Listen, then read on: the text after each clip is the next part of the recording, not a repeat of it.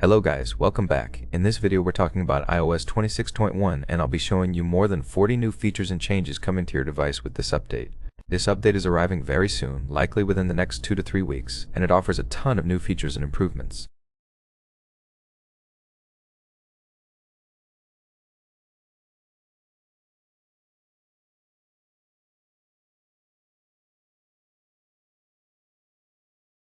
Before we get into all that, I just want to ask you guys for a really quick favor. Most of you who watch my videos are currently not subscribed to the channel, so if you enjoy the content and want to see more, hit that subscribe button as it really helps out a lot. We're starting things off with the liquid glass design, and Apple has made some adjustments and added some new elements to it with iOS 26.1. The first change is on the lock screen, so when you go to edit your clock on iOS 26.1, you can now see that the pop-up table is rendered with liquid glass, which looks much better.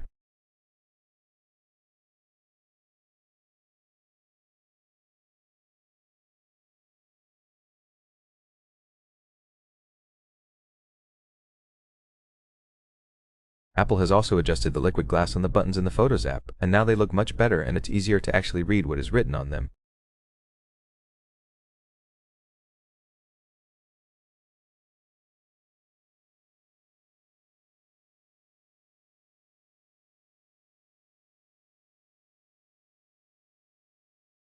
The dock on the home screen now features full liquid glass, and in my opinion it looks much better than the dock on iOS 26. If you go to the phone app, the buttons now have the liquid glass effect, which is really awesome.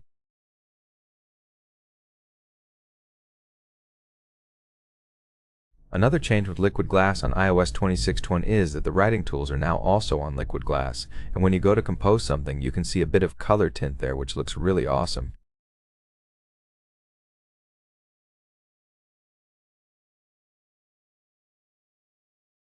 There is also a small change on the control center where the highlights on the toggles are now much brighter and look really cool.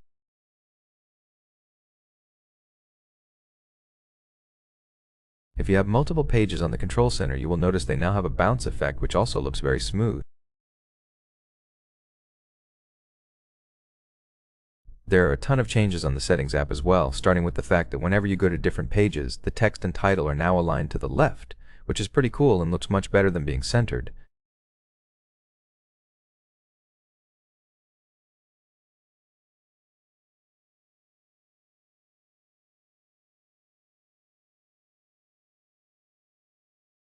One of my favorite features of iOS 26.1 is under Accessibility, then Display and Text Size, where you will find a new option to show borders.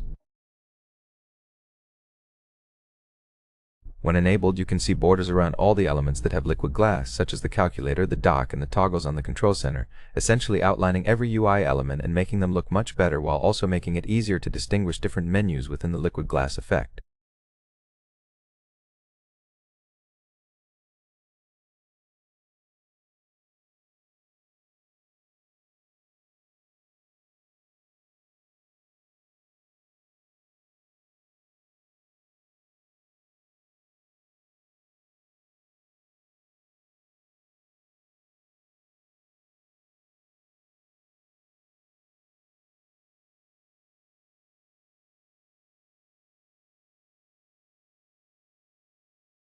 Under Display and Brightness, there is a small change where you will now see the stock iOS 26 wallpapers in the preview.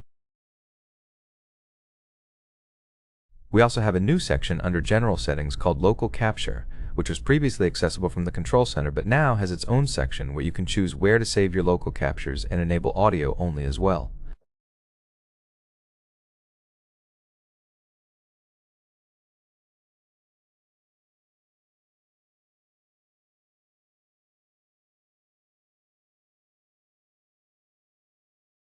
When you go to Privacy and Security and scroll all the way down, you will find Background Security Improvements, a new feature added on iOS 26 that shows your installed updates and allows you to enable or remove background security.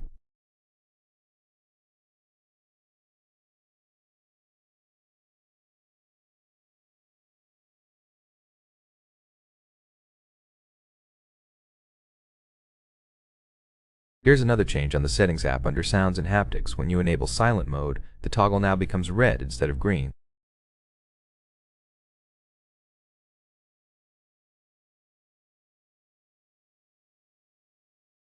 There are notification forwarding features and third-party AI integration that have been found in the code of iOS 26.21 Beta 3, though we don't know yet if they will actually come with this release.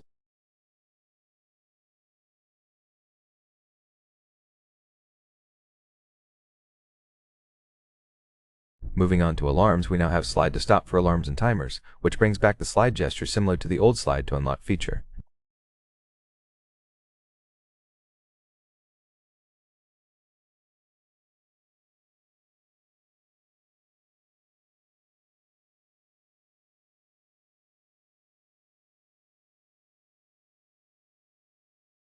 If you use the bottom view on Safari, you can see it has changed. It's now much bigger, wider, and wraps around the corners. This change is actually system-wide, and even the pop-ups are more rounded. They don't just merge at the bottom of your iPhone, but have a rounded look that is much better than before.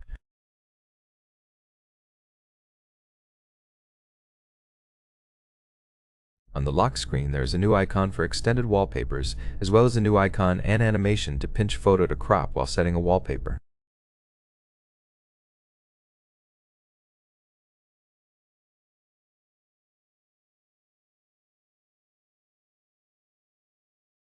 There are changes to the folders as well, with the title now aligned to the left and the text becoming much bolder.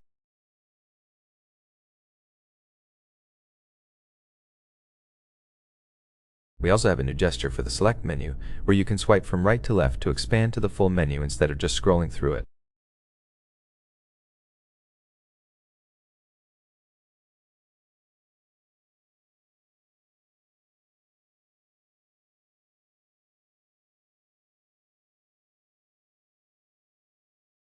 Another change on the home screen is the new TV icon that has been added on the third beta, now featuring a gradient look on the TV letters and the Apple logo instead of just being white.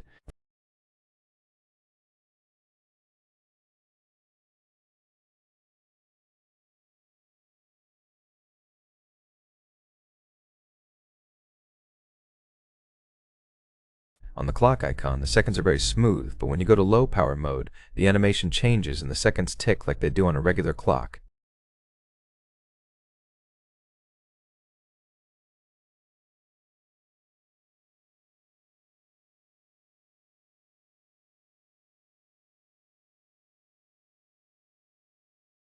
There is also a new icon for the history on your calculator, indicated by a little circle showing the history of your calculations.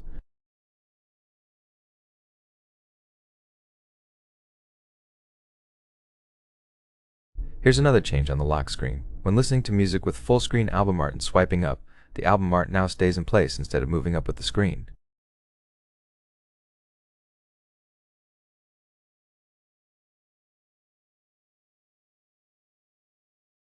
There are new animations for different menus, like on the Control Center where tapping and holding to expand AirDrop Now has a new animation very similar to what Apple demonstrated at WWDC 2025.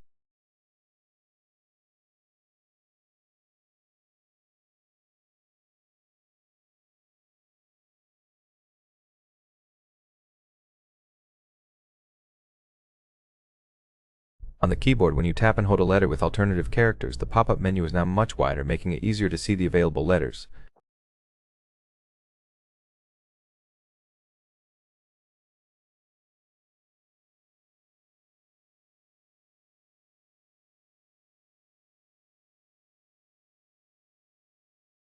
One pretty cool thing is that when you select multiple wallpapers, you can now set them as shuffle wallpapers directly from here with a button to create shuffle wallpapers, making it much easier instead of having to do it from the lock screen.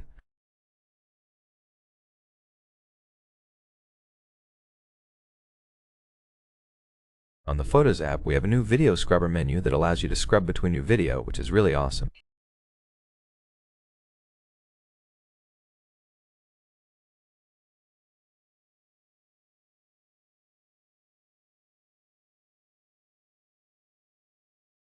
Another change on the Photos app is that when you tap and hold a photo, the share, favorite, and delete buttons are now at the top instead of in a list.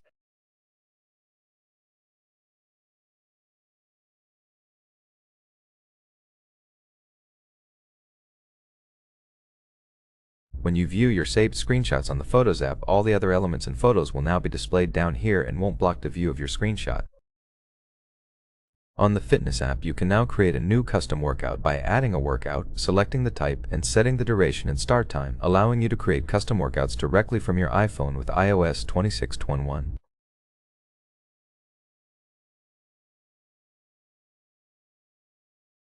Game mode pop-up has changed as well, and it's now much wider.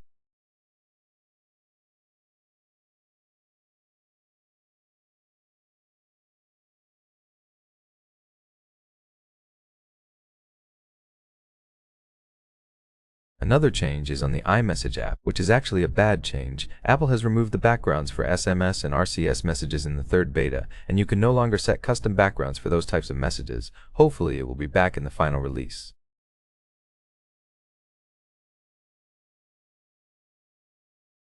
There's also a new updated page for the Apple Watch. When you go to update it, Apple has brought back slide over for iPads, and we now have more languages for Apple Intelligence as well as more languages for the live translation feature of iOS.